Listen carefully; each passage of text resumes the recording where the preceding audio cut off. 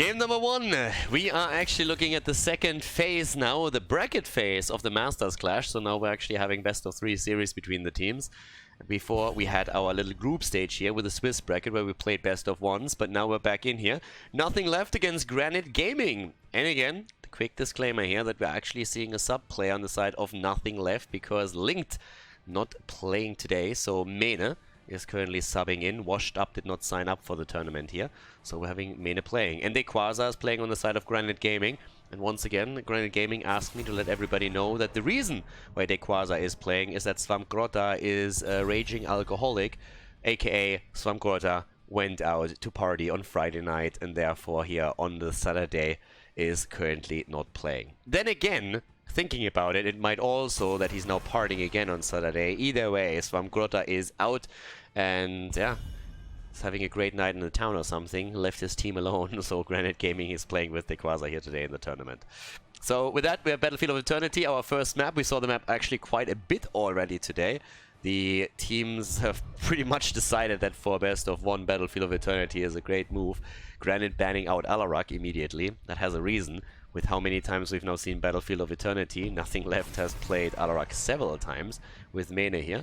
So yeah, in this case, it's not gonna happen. Now, we still have to consider Tracer because, well, scratch that, she's bad. Barnaby has been rocking it on Tracer for Team Russia a lot, but at the same time we've actually seen Nothing Left with the AB play also a lot of Tracer, and she is definitely back, boys. So, Mobs are currently with the first pick on Anubarak, and that obviously would immediately force someone to also take Tyrande if they can, but with Henning playing on the side of Granit Gaming, pretty much locking Tyrande in whenever they can. This is going to be a Tyrande pick. I would be shocked if we don't see Tyrande now. The only question is, what does Tyrande come with? Is it going to be a Jaina or a Hanzo? And it's the Hanzo play. Alright, Honor.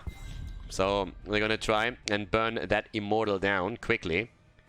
And it's a cool series. Again, this is a round of 8. Not sure if I mentioned that, but we are in the round of 8 right now. So this is a normal bracket stage. Blakidney picks his Maiev on the 2nd spot, and DAB has Li Ming now. Alright, we're talking. This is going to be pretty awesome. So they're going to try and have some additional aggression with not only the cage, Anubarak with the initiation, Quick Cocoon being burned down, and then you have Li Ming coming in, looking for the resets. Rega gets banned, and that's now the 3rd support taken away. We have seen quite a bit of Karazim actually with aggressive composition, so you can play that too. But there's more available as well that we have seen in the recent past here. But personally, I would say Karazim could be a pick for them, for sure. Then again, we've seen a little bit of Anduin, granted not from Nothing Left, and I would really doubt that a lot of the players there have played a whole lot with Anduin, considering that Linked is the main support for the team. So there's a chance that we don't get the Crybaby in this game. But with the bans now against ETC and also against Diablo, we're still looking for a frontliner for Granite. Obviously, with Lau on the team, ETC was the first priority on the ban. But we have Garrosh and Arthurs, alright. That could lead us also to Jimmy on the last pick, depending on what Nothing Left picks now. Top side could be Rel, together with Anubarak, because he could move to have the 2 of them jump in together. And what's Mene gonna pick? That's always the question here. I mean, you can also shift Li Ming over to Mene and get something else for DOB. That's the beauty if you have 2 good damage dealers here that share a lot of the map pool.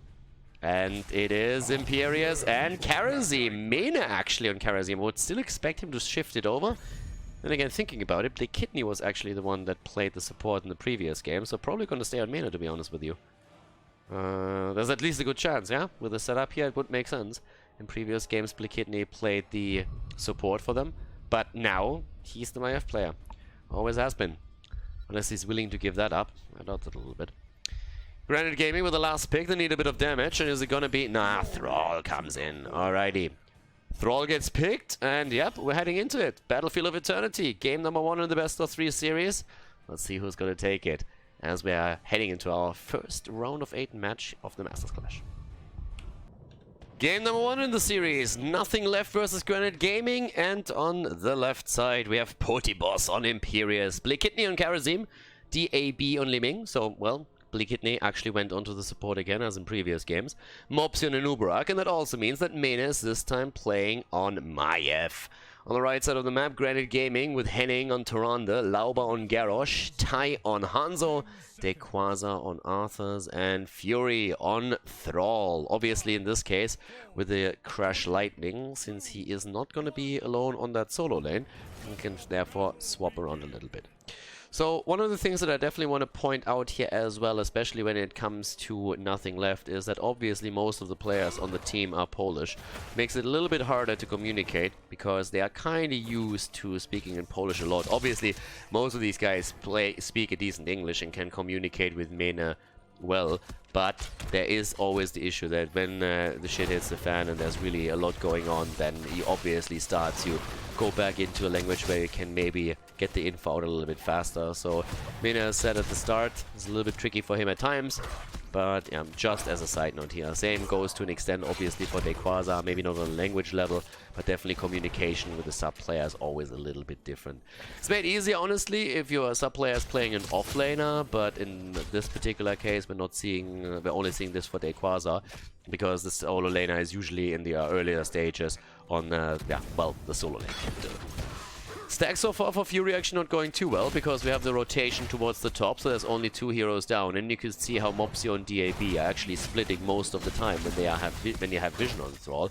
So there's now one taken at the top and one at the bottom, camps that is, Khaldor camps. But yeah, for Thrall, it's annoying if he can't get anything here with his Crash Lightning. And actually, there's Lim Ming the only one at the bot lane, as they are 4-manning the top. And with Mopsio and Anubarak, they can use the extra beetles to break through the wall very easily, and that's exactly what they're doing. It forces Lauber to join in, can even throw someone over, hits the minion actually. Wouldn't have changed anything anyways. But the bigger issue is really that Thrall has such a tough time of stacking something here. Because if Thrall is in a good spot where he can get a decent amount of stacks before the first objective spawns, he will get incredible poke damage in the later stages of the game. But Fury is literally sitting at a single stack right now. He has absolutely nothing at this point. And that's more than a little bit annoying for him. Because the whole spiel while you're taking this talent on this map is that you don't necessarily have to be in the solo lane if you have another melee that can take over, and then you are in a 4-man situation, or traditionally in a 4-man versus 4-man, which allows you to get a lot of stacks before the objective even spawns. So it's already a pretty cool adjustment from Nothing Left to just play around switching the dynamic of the lanes up significantly by taking the camp, rotating heroes over, making that quick push happen, and having only 1 or 2 heroes on the map that Thrall tries to get benefits on, and then also split off. So they've been doing this really nicely. And now a big commitment here against Dequaza, and they're pushing him out. They might not get the kill, but that's a lot of damage against Arthurs, and it's gonna force him towards the fountain. Lauber with a quick flip, but a good move for Mopsio as he moving away from this. Another stack comes now in for Thrall, but it's definitely slowed down at that point. Alright, in comes the move for the first Immortal, and obviously it's momentum that Nothing Left is hoping for. We're still seeing Hanzo trying to do his thing there. At the same time, Lekitne jumps out. Oh, Kerosene! Oh, and he still falls. It's actually the minions that took him down. Unbelievable here. But, yep, Dequaza also low. Can Podibos connect the stun? It doesn't look likely, and no, he can actually not. So, pretty good start into the game here. A couple of nice moves on the tactical side, and at the same time, the early kill from Granit Gaming against Nothing Left. This is a single elimination system, by the way, so there is no loser bracket. If you lose a series, you are out. You are gone, gonzo. And, well, there's a double connect. Stun follow-up is there. Fury is low, and make that dead. There's no Calamity yet, and that's lucky for Granit Gaming. I mean, they're losing 2 already, which is bad enough. But believe me, if there was Calamity, they would have lost a lot more here. Lauber might still die, though, and very likely will.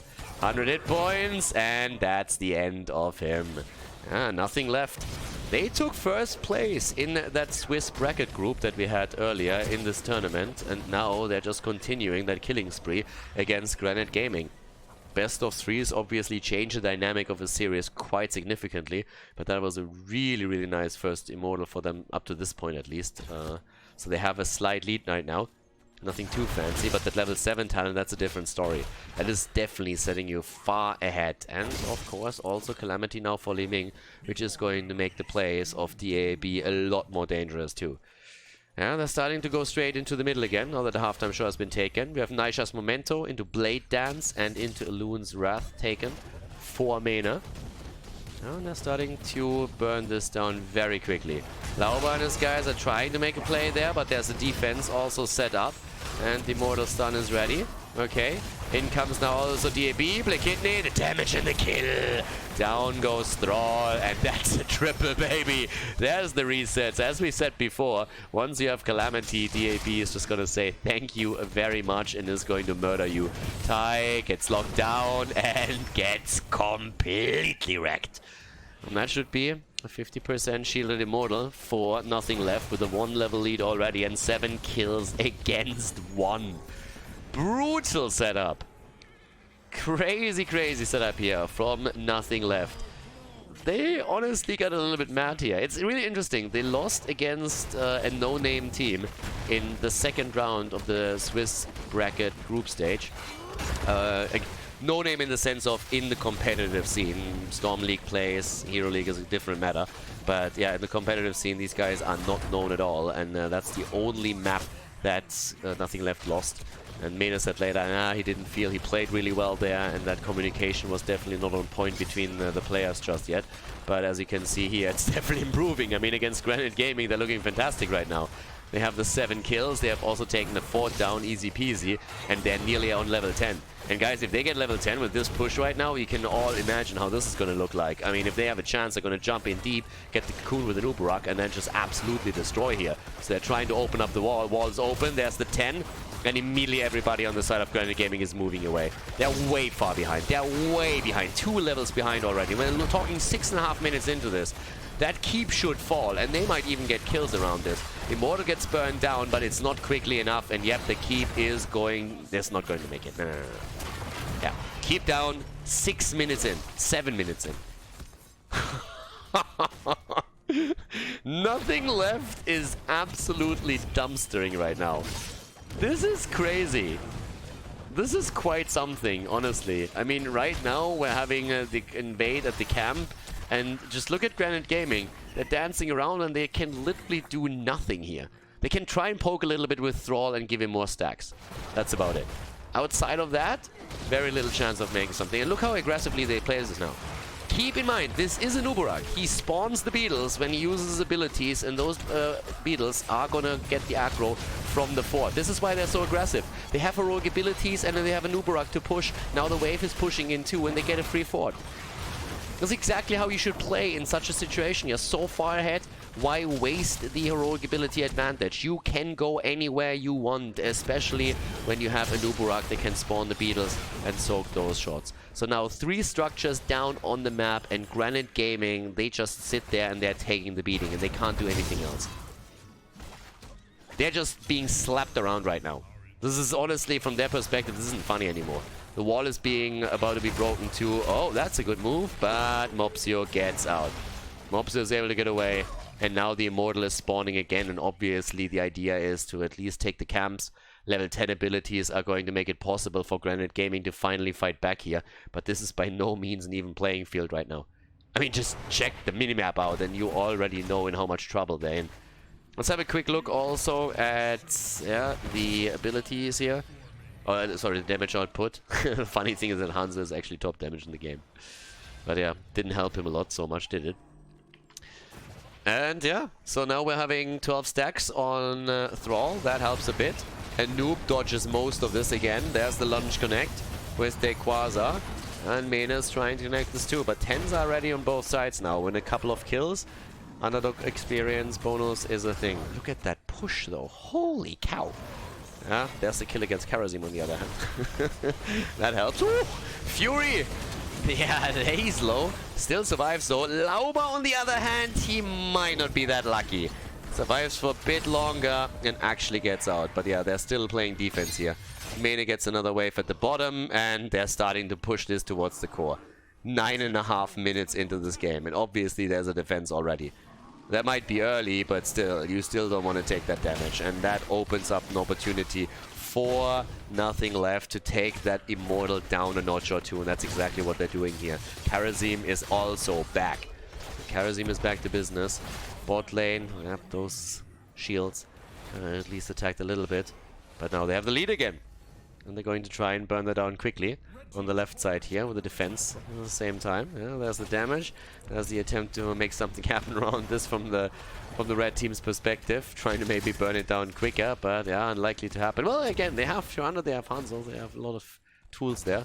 Mopsy is already saying DAB. There's the throw, but at the same time, the kill against Hanzo. And they're not stopping there. They're following it up with a second one against Tyrande. Quasar in trouble as they're all of a sudden going for the taunt, but immediately sundering at the same time. And here comes Maiev with a quick snipe, and Kharazim gets the third kill. The fourth, the fifth. It's a 5-man wipe as they are going for the Immortal. The only reason why you don't go for the core here is that death timers are so low that you don't know if you can finish in time.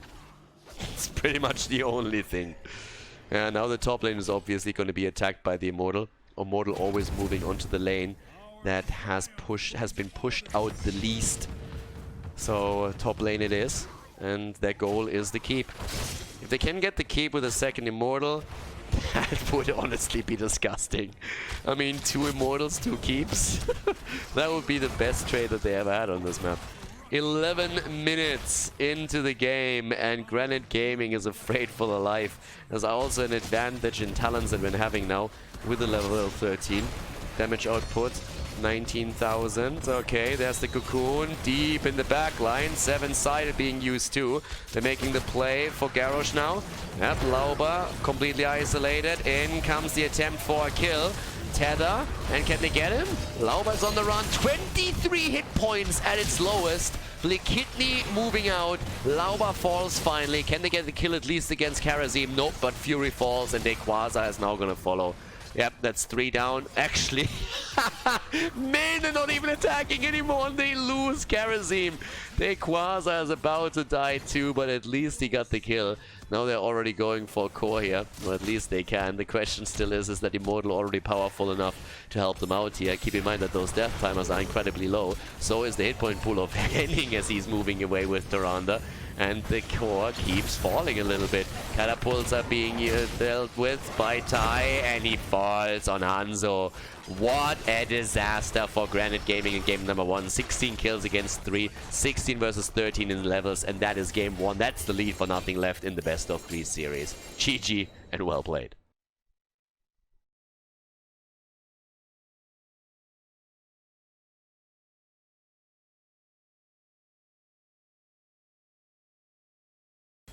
Game number 2, everybody. Was quite the spanking that we just saw. Huh? Granit Gaming, they need a lot of aloe vera to soothe those burns. That was... I mean, honestly, I've rarely seen a team that is on the level of Granit Gaming being beaten around that hard on a map. That was surprising to say the least, and yeah, they got just annihilated there. Anyways, this is game 2. It's a different story, and as you can see with the first pick, first ban position from nothing left, Granit Gaming has opted in choosing the map and will now try and tie the series here on Towers of Doom. It is a best of 3 at the Masters Clash. So let's see if they can pull it off. It's not going to be easy, to be honest, and I feel Granit Gaming is going to be quite motivated to show what they're made of, because that was not really representative of their usual skills that they are showing. So... with that in mind, I would expect a different performance here. Let's just put it that way. Anna gets banned out anyways. But it's actually interesting with Kidney currently playing support and 2 damage dealers of the caliber of DAB and Mena. There is just a lot of playmaker potential on the side of nothing left, and they showcased that quite nicely. I mean, the kills that DAB got were crazy. And then Mena with the Maiev plays too. Tracer gets banned out again, so that's the same here. And I would say from Nothing Left's perspective, they're probably still going to try and play this aggressive, I'd assume. Second ban, Maiev, Zeratul, both still up, but you could definitely let at least Maiev slide through for now, and then first pick her if you're in Nothing Left's position, if they want to play that again. But yeah, there we have Tyrande banned out. I like that. Again, I like it against Henning. And I repeat myself for the 1000th time. Sorry, it's been a long day. For the 1000th... I can't speak English anymore. For 999th time. That wasn't actually easier, but for some reason it worked. Yeah, so they're actually banning out Tyrande, and I like it because it's not so much about Henning being good on the hero, which he is, but it's about the team playing well around Tyrande, and that makes it a lot harder there. So Maiev gets banned out, which keeps Zeratul up. You now have to make the decision if you really want to play around him, and they're saying like, nah, we're fine, we're going for Nubarak instead.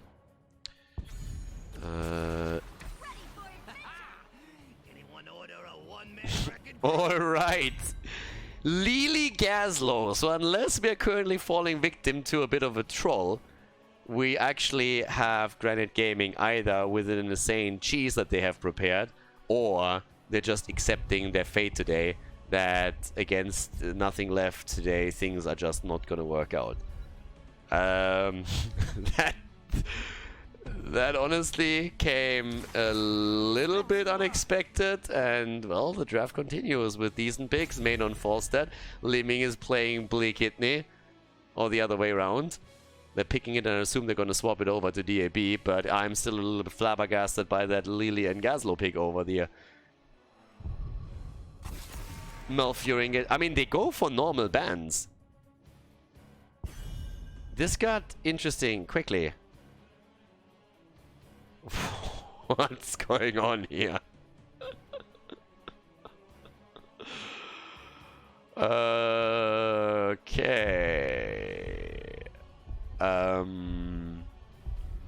Screw the bans for a moment. I want to see the next picks. There's Sylvanas banned out. Stitches. Valera, Gazlo, Lily. I honestly have zero idea what's going on here. Like, none. I have no clue what's happening here. I don't know if they are just decided that they would troll and that they don't really care anymore because they realize they can't win today. But that's not really what I expect from those guys. Karazim and Ural get picked. But yeah, what's the last pick now? I'm not sure if I should be excited or scared at this point. I mean, Granit Gaming, they seem to seriously go for this. Henning with Lily.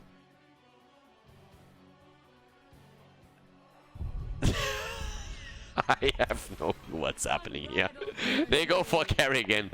All right, guys, I'm here. I'm gonna enjoy the show. I'm here for the ride. I'm with you. So let's see how this is gonna pan out for Granite. Honestly, if they win with this, then I'm like, I already don't know what to say. If they win with this, then I don't know what I'm gonna do here. But I feel if they win with that draft against nothing left, they should straight up win the series immediately and not even have to play a third map. Either way, Towers of Doom. Game number 2, everybody. It's a wild one. Yeah, it's a wild one for sure. Podipos on Urel, Blikitne on Karazim, Mopsy on Anubarak, DAB on Liming, and Mena on the Bird. And on the right side of the map, Granit Gaming with Henning on Lily, Dequaz on Valera. We have Lauba on Gazlo, Fury on Stitches, and Tai on Karrigan. So there's literally no range damage dealer on the side of Granit Gaming if you don't count Gazlo's laser. So I'm a little bit intrigued to see what's gonna happen here, because right now it honestly seems to me that Granit Gaming is a little bit tilted after they just got spanked on map number 1. Is maybe a bit tired and just said, alright guys, not our day, not gonna happen here. They barely made it into the final round. Keep that in mind. Like, they barely made it. Pretty much one more map lost, or one map lost against the wrong opponent, and they would have been out of the top 8 here from the 16 teams that are participating in this particular tournament. So it's not like they had a fantastic day and just now against nothing left they're struggling a little bit. They had a very rough day to begin with. Svamkurota is not with them, so they're playing with a sub. I mean, I'm definitely not going to put this against Dequaza, but obviously they had to shift heroes around a little bit with this too. And I feel at this point they're at the same time just saying, guys, it's not working. Let's just try and have a little bit of fun here. If you can win with it, then the better. But we need to have a little bit of motivation, and we need to just play a game that we actually enjoy, or we are never going to make it right now. So I actually think that this is currently what's happening right here. But I don't want to jump ahead of it too much. I'm still standing by what I said earlier. If they win this map with that draft, then they should definitely get the win of the entire match. And I can only imagine how tilted Mane in particular would be if they actually lose this against that. They Quasar trying to make the plays against Mane and nearly getting the kill there. They're getting the kill against Mopsio, Lily, and the full in-weight. Urel is still sitting in the middle. They're rotating over to get the experience here. But yeah, the camp is stolen. The kill has been confirmed. Ty is now trying to get the kill against Portibos together with the Quasar. And the Valera setup is moving in for it. First blood goes to Granit Gaming. Hardcore invade on the camp towards the left. So, yeah. At that point, they're at least taking a bit of a lead. Yeah, with builds, I don't even know where to start. I mean, we're starting with the Cripple and Poison, I suppose. Having down at the bottom of the map, a bit of aggression against the setup too. Having also now the Siphoning Impact. Good hook. And Blick Kidney jumps out again. But yeah, it's time to shine. Lily so far has been going for a Serpent build. Nothing left is just trying to continue with their style. We're still seeing in the mid lane Falstad, this time actually against Kerrigan, who's always hopping around here. But the bottom gets controlled by Granit Gaming as they're trying to get those pumpkins into play. Gets stunned out for now, but there comes Gazlo. Covers the retreat, they're taking the gate, and they're trying to get a bit more damage against the turret too. And so far it's working out. Honestly, this works if that draft wins. I honestly don't know what to do then. Oh god. They have a lot of kill potential with Kerrigan and Valera, obviously. But they don't really have a lot of poke for any kind of sustained efforts here. Henning is moving in, as I said, going into the Serpent build completely with the Wind Serpent on level 1, the Serpent sidekick on level 4. There's a little bit of a laser show by Lauba. Can't believe that he's playing Gazlo here. But he's zoning them quite nicely. I mean, they are currently in a position where they're having turrets everywhere. Here comes the stun lockdown, and Mopsio gets out, but that was close, to say the least. And Granit Gaming is ahead. Granit Gaming has taken 2 of the altars, and Granit Gaming gets the kill against URL. Alright. Again, guys, I've known Mena for a long time. Mena is one of the most competitive people, one of the most competitive person that I know. And if he loses against something or falls behind against something where he feels that this is more of a troll than anything else, I can tell you that he's not going to be happy. So we're not at that point yet, but you can tell Mena. He has definitely calmed down over the years and can focus a little bit more on these things. But believe me, if he feels that they are losing against the composition with a Lily Gazlo on the other side, then he is not going to be happy. And they're going to tilt quite a bit there. So that's not only true for him. Mopsio has a similar personality in a lot of things. So I'm honestly curious to see how this is going to pan out right now. Because at this point, Granit Gaming is ahead. And of course, we don't have heroic abilities yet, so there's still a lot of things to be considered here, right? This is early game, so a lot of this can definitely work out in the early stages, and then once your opponent has a heroic ability, it's a different beast. But I'm just pointing that out for now. But the build continues. We're actually seeing on level 7 now also the engine gung, so we're definitely not going to see a laser focus here for Gazlo. If you wanted to go for that, 7 and 7, 13, 16 are your talents to go for. But now we're seeing the Lightning Serpent also taken, so a bit of additional bounces, healing, we're having the Mutilate on the Sinister Strike, and we're seeing the Relentless Strike on level 7 as well. Single altar as we're heading into level 8 for both of the teams, despite the fact that we're having 2-0 kills. Now, don't forget about Falstad, who still has the global for the team here. A lot of mobility, actually. We try to go for a kill against Henning, and there it is. Good setup, and Lauba is also in trouble. If you don't get the early kill with the setup that Granite is running here, you know that you are in a world of pain. And with Kerrigan falling, the only counter kill that they got was the one against Karazim. Valera dies too, and there's nothing left. Pulling the trigger and getting the kills in. 4 down, only Fury surviving, and that's a bit more like it from the perspective of Granit Gaming. And this is the problem when you don't have any range damage. You have to commit heavily to those fights, and if you do, you are all in. You either get those kills and you decide them in your favor, or you're slowly starting to fall, and that's exactly what's happening here. So they're breaking through the bottom, they have tied up the points on the core, and they have level 10 now too. So yep, with the level 10 abilities, it gives us obviously Cocoon, 7-sided. We're also seeing the Ardent Defender. We're having, well, no talent choice yet for Li Ming. Currently wondering a little bit what she could be waiting for here. Wave of Force would be the normal talent to take here, and that's what she does. So yeah, so far so good. The question is just what we're going to have on Granite Gaming side on level 10. Are we going to see some Gravel Bomb play with a Carrigan execution? And it feels like that's exactly what we're going to have here. Water Dragon as well for Lily. There's a lot of AoE with a good Gravel Bomb that he could get, I guess. So if we're gonna see the Maelstrom come out with the Gravel Bomb, the Water Dragon and everything with the Putrid Bile also on the ground, I guess that might be enough. But let's have a quick look at the camps here.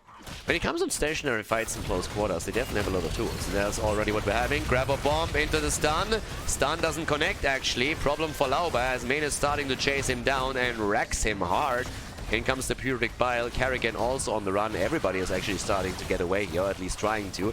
Mena on the bird is a little bit lone. The Quasar wants to get the kill, might even take him down, and Falstad gets the heal, survives. The Quasar still rushing away, the kill against Liming. Liming is down and they're winning this. Mena falls too, it's a 2-for-1 trade all of a sudden. They started with a kill against Gazlo and now they're losing 2 and they might lose 3. Yes, Karazim is dead. Tai went deep, he went full ham here and gets punished for it, but it's still a positive trade for Granit Gaming. And the channel and the hits. Single altar so far taken, only one. Second one at the bottom of the map. They're going again for Urel. She jumps in too. Has the Ardent Defender still up. Quasar is low but survives for now. Lauba comes in. Mopsio gets silenced and gets taken down. 32 against 28 points on the core. And with Henning going for the channel, that's going to be 24 in a moment. 7 kills against 6. I honestly don't know at this point if this is a troll that all of a sudden starts to work out or if this is actually a strategy that they at some point prepared and said, we're gonna try this. It could honestly be either. I mean, it could definitely be that they're saying, guys, let's just try to have some fun here. This is when we are the strongest and play around that. Try and pick something that is totally wild that could still work though. Or if this is just something where they said, well, let's screw it. Let's do whatever we want, and all of a sudden they realize, hey, we're actually doing well with that. I mean, either way, it's awesome to see. And there's the stuns coming out, but this time the Gravel Bomb. Are we going to get a hit? Well, it looks like Glauber is going to fall again, and Gazlo indeed dies once more. But look at Blikidny. Blikidny is about to fall here. Barely survives with 60 HP. They get the kill against Lili, but those AoE setups that we're seeing from Granite Game are honestly nasty with the Maelstrom and also the Putrid Bile. They go for the Quasar. This time he can't be saved. Carrigan is dead too. The Cocoon against Stitches already, and they're trying to make another play here. 100%. Not only do they go for that bell tower, but they can get the kill against Stitches now. Stitches, yeah, they not only can, they will. Down he goes. 11 kills against 4, but still, when it comes to, honestly, guys, look at the towers. 24 against 32. I have teams seen worse against them with meta builds. I'm gonna be honest here. Oh, as much as it hurts me. But yeah, let's take a look at the 13 talents. Strangle actually taken right now. Oh, once again, Lauba. Oh, Gazlo is the problem. Chris is not the problem anymore. Gazlo is the problem. That's definitely true. So with that, 12,000 damage on the Gas Lord. Literally the least damage there. Lili has the most damage. That's Water Dragon value right there. Ooh, the kill against the Panda. Yeah, the biggest threat has been identified. Now the second kill here. Topside has fallen. That's the bell tower down, and that's 6 shots fired. That's a lot of damage. And talking damage, they're going in again. Right now, the snowball. Nothing left. Still have an altar left to the top left that they can take. And that's another 6 shots off. And then they will have taken the lead here too. 13 versus 13 in terms of talents, but not for long because 16 is so close right now. So there's another channel from Mena. And yeah, they're starting to go for it. Okay. There we have it. 20 points against 24. And order is about to be restored. Yeah. These compositions and the outcome, it's like Thanos. It's inevitable. It is inevitable. Or is it? The Gas Lord again with a play attempt. And there's the quick stun, but not enough. Gazlo down once more. Thank God for that. If they actually won with this and Gazlo was the main damage dealer or something, would have had to admit that the hero isn't garbage. And yeah, that's obviously not happening. No. They're jumping over, they try to go for Lily, and they get the kill. And they try to go, of course, for the full barrage here, as they're going straight for the Cocoon. And with the beetles that are spawning, they're starting to take down the bell tower here. 20 points on the core against 24. They're going for the kill against Valera, and she is dead too. Valera dead, every single tower converted, and the barrage is starting, ladies and gentlemen. Shots are literally getting fired here, and the only thing that nothing left has to do is defend those structures. Fawcett already on the way up to the top to take those minions down. The rest of the team is busy at the bottom. Fawcett likely gonna go in very quickly. Good stun block though against Blickitney. Ah, the Gast. Ooh, but the kill with Gaslow. Gaslow getting it, and he actually is about to claim the bell tower at the bot lane too, but he falls again. The shots have been fired, 5 in total, 15 points on the core against 24. There's the Water Dragon, and the Ardent Defenders preventing the worst as Tai gets popped again. So does Lily. The little panda was looking for the combo, saw the Li Ming orb coming out, mistook it for a lollipop, and got popped a second later. Triple altar right now, and well, with 6 points, this could be game. This could be game. They're already going at the bottom. That's 6 shots fired already. Yeah, the bell tower at the bot lane has taken even more damage now. Once more, Polyboss is jumping in for the kill. Is trying to get it against Equaza. Shots are fired. DAB wants the kill, and he gets it with a Calamity. And they are moving in. Stitches is now down too, and this is likely going to be the end of the game. Lauber is trying to delay it for as long as he can, but now he is isolated too, and he's falling. That's death number 7 on Gaslow. They're taking the turrets down, and with that, they're going to get the double channel. Karazim is already busy at the left side of the map, and they're going for this one. In comes Tai, trying to get the interrupt, and gets it. Does he get the kill against Mena though? Water Dragon comes out. The 3 points on the core against 24, 7-sided. Tai goes down, Mena survives, and that's a 5-man wipe right here. And this is gonna be game. They're actually in the run, they're B-stepping a little bit. DAB is killing himself as he moves in. They're having some fun with this setup as well, just as the game ends. And that's a 2-0 victory for nothing left against Granit Gaming, ladies and gentlemen. GG! And well played in a crazy game 2.